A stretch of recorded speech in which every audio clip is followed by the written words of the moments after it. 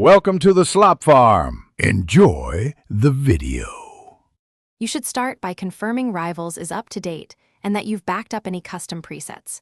Once done, open the game and load into the lobby. Make sure network and controller inputs are recognized.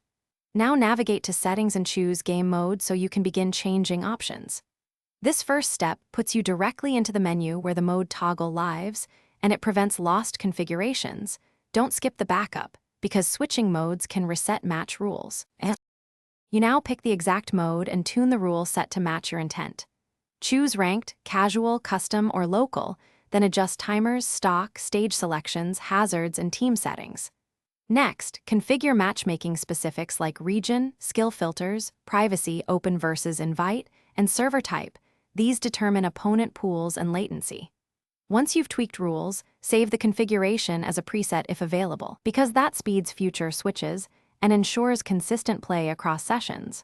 Apply the changes and restart the session or lobby to ensure the new mode fully loads.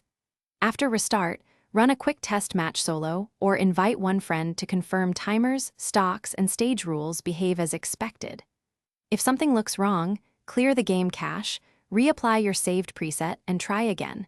If problems persist, reinstall the latest update or verify files. This troubleshooting step resolves most mismatches and gets you back to consistent gameplay quickly.